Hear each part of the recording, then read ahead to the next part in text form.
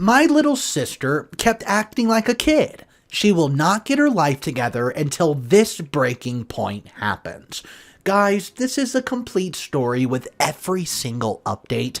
I hope you're doing amazing today. I'm doing wonderful. Let's get right into it. Every time my sister Taylor sends me a message, it's either to ask for money or a favor. I'm done with trying to keep her in school and focused. It's affecting my mental health as well as my mother's, and we're just tired. She has brushes with death, prison, rehab, etc. so many times, but that it's not enough for her to figure out that she needs to be a better person. As an older sister, I'm obliged to take care of her. I cannot just abandon her, but she has gone through more in a year than most people go through in a lifetime. She came over to my place a few days ago to tell me that she's pregnant. She's 20 years old and barely getting through college. So I was surprised as to why she was not more responsible. She knows that she has no job. Her baby daddy is a deadbeat. He'll not be able to take care of his child. She knows what it feels like to grow up in a broken home. But she continues to make the same mistake our parents made, having kids they cannot take care of. I thought that when I told her that she should work hard to break these generational curses, she would have listened. But she does not stop going back to the no-good boyfriend of hers, who is always cheating on her and making her feel like she's nothing. I do not know why she's so addicted to him, and why she keeps going back. He has no job, no plans to make money, and no future. He's most likely going to end up in prison or 6 feet under. And I've told her that, but she speaks of love. What does she know about love but this man who is 7 years older than her that she's been dating since she was 16? The funny part is that every time she came to my place for our weekly dinner, I noticed that her belly was growing. I told her, "Hey, you look pregnant." But she laughed and said that she was just happy in her relationship and that was showing. So I guess I was expecting the words, "Sis, I'm sorry, I am pregnant," to come out of her mouth several days later, and all I could think of was, "Told ya so." It makes me sad and mad that she continues to sleep with him without protection, even though he cheats on her and gives her STDs. Which she's not talked to me about, but I saw her pills when I went over to her dorm several times. Anyways, as I was busy processing the first bit of news, she also told me that she was most likely going to fail because, well, she's been slacking at school and not attending lectures. When I asked her why she would do such a stupid thing when she knew that our mom, who's a nurse, has been working her fingers to the bone to pay for the tuition, she answered in an ashamed manner that her boyfriend promised her that he was going to start a business and take care of her, so she did not need schooling. I'm sure you two are wondering how a person can be so stupid. That is because you've not met my sister. She'll make you think that you're the stupid one when you try to reprimand her or stop doing some things. So I asked where Marlon, her boyfriend, was in all this, and she told our mom yet. She was about 3 months along too, so she could not terminate. Well, she told me that Marlon said that she should deal with it. He did not have any money to take care of a grown woman and her child. Emphasis on her child as if she made it on her own. After she left, I was stressing more than she was, wondering how my mom would take it, as if I was the one who got pregnant by a fool. In all my 27 years of existence, I've not even gotten up to half of the stuff she has at her age. It made me feel guilty that I was the one who got to be raised by the better parent. When my parents separated, my father's family forced my mother to give up my sister to my dad and take care of me instead. Needless to say, my father was a terrible parent, but my mother did not know because, well, we were in a different state. He drank his life away while my sister was raised by the neighbors and some of his family members. Eventually, when she was 13, Child Protective Services took her away from my dad and gave her back to my mom. My dad was sobering up at the time, and he's clean now, but the damages had already been done. She was so unruly and would not listen to my mom. She would steal money from my mom and hang out with people way older than her that she had no business hanging around. Mom tried everything to help her change, but she just got worse with time. Seeing that Mom could not handle the stress of work and taking care of her, I took over as her guardian, and for a few years, she focused and ended up going to college. But what I did not know was that she had a boyfriend who was way older than her, which was terrible news. I found him in my apartment when I came home from work one day. She was 17 at the time. I warned him to stay away from her, otherwise I would open a case. Well, it did not stop them from seeing each other, for till today they're still together. So right now, I'm so stressed and wondering what to do and if maybe I should tell Mom. She did not want me to tell Mom because the last time that she messed up this badly, Mom wanted to send her to a convert nearby so she could rebuild her relationship with God. I should probably let Mom take care of her, right? I mean, she's been nothing but stress for me over the years that she's been my responsibility. I do not even have kids, but I feel like she's my child. I'm always worried that one day I'll get a call that the unthinkables happened.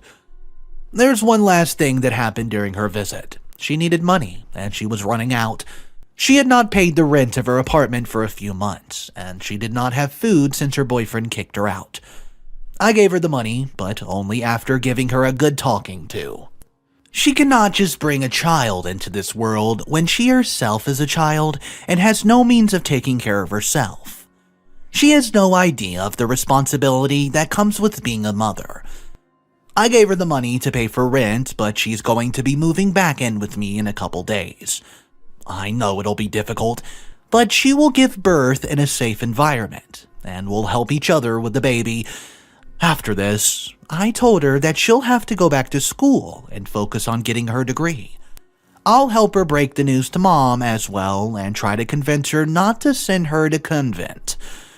Right now, she needs to be amongst family, not strangers. I wish it did not have to come to this, but it is what it is, and I'll have to just help her. She is my blood, after all. I cannot help but feel like the root because it's our deadbeat father. He was always focused on where he was getting his next drink, that he never gave her love and support.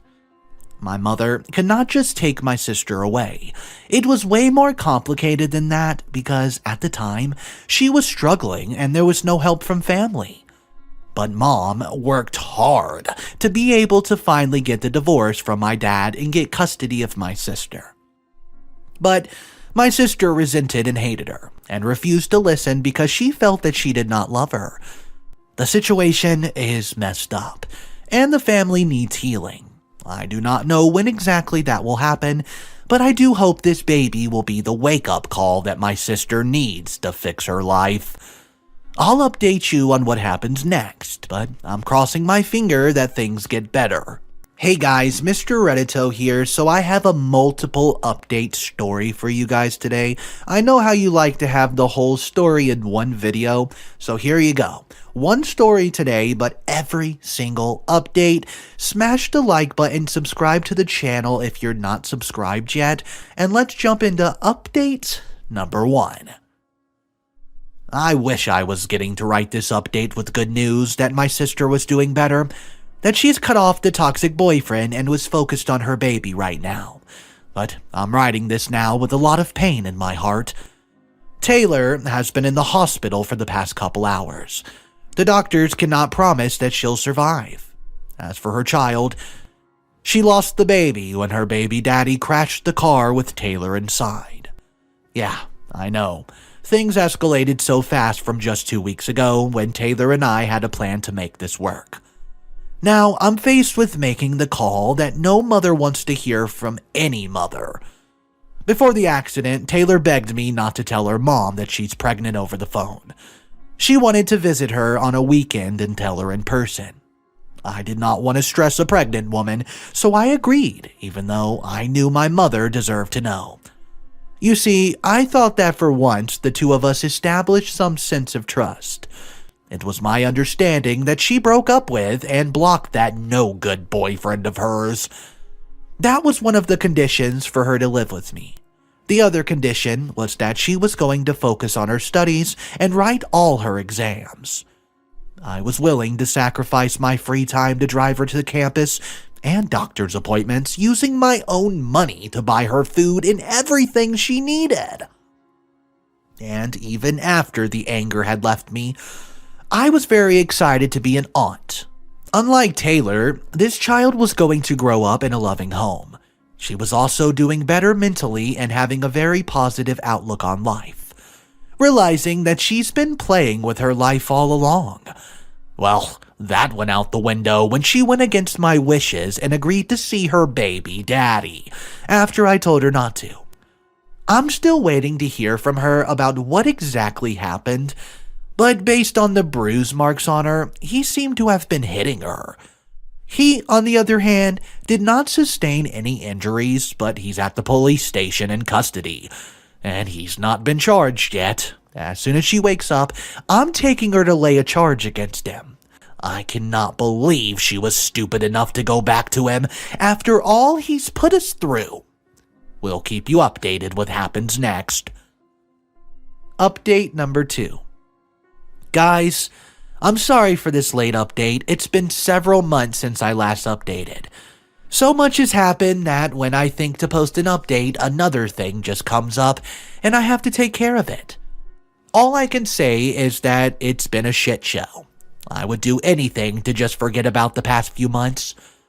My sister ended up waking up. She was very hurt, badly bruised, and crying nonstop after finding out that the child was no more. Her cry was blood-curdling.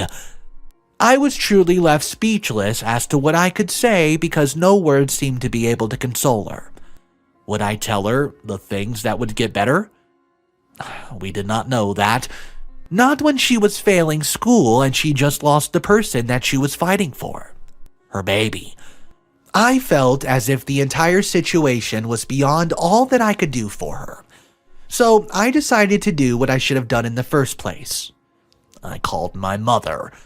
That was one of the most difficult phone calls I've ever had to make. It sucked that I could not tell her everything that's happened in person because I feared that if I let Taylor, she would say or do something herself in her fragile state. So instead, I opted to call my mom. Luckily, she was not at work when I told her first about the pregnancy, the accident, and the situation that I was faced with. She was so mad. Mainly at me for not telling her as soon as my sister got pregnant so she could take care of her. I'll not defend myself and say that it was not my responsibility because it was. I let my sister play on my weakness one too many times and that clouded my judgment. By the end of the call, my mother had told me off and told me that the next steps would be. There was no room for arguing or offering alternatives. Taylor's time in the city had come to an end. She was going to leave school and go and recover at Mother's house until Mother was satisfied that she's changed. As soon as she hung up, I went to my apartment and started packing Taylor's stuff, in preparation for her discharge the very next day. I did not tell her that Mom was going to be the one taking care of her, as I did not want her to throw a fit.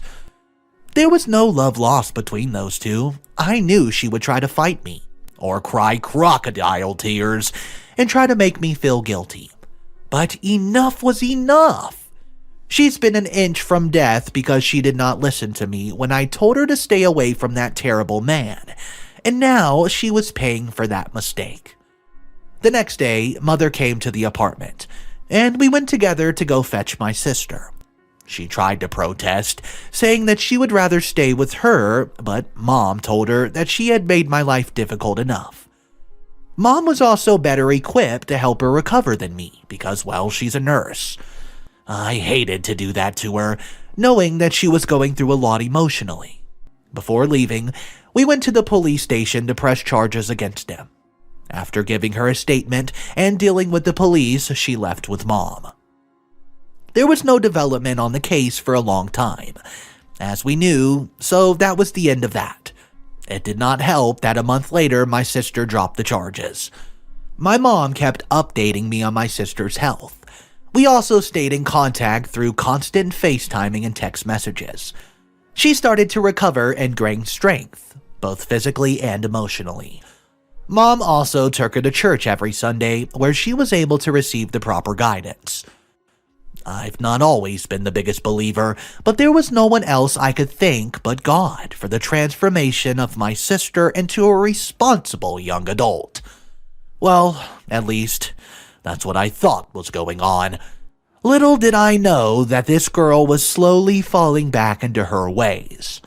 Just last night, my mother called me to let me know that she kicked my sister out. She tried, but whatever demon or spirit that had a hold of her just could not let go. She was making it difficult for my mother and the community, as she and her boyfriend had resorted to stealing the church funds that my mother kept. I was beyond shocked when she told me that. And Taylor just has no shame? And what was she even doing with that thug after he tried to kill her? I'm tired of defending her, giving her more chances and always feeling guilty. It ends now. She's been biting the hand that feeds her by stealing from my mother, who has only wanted what's best for her.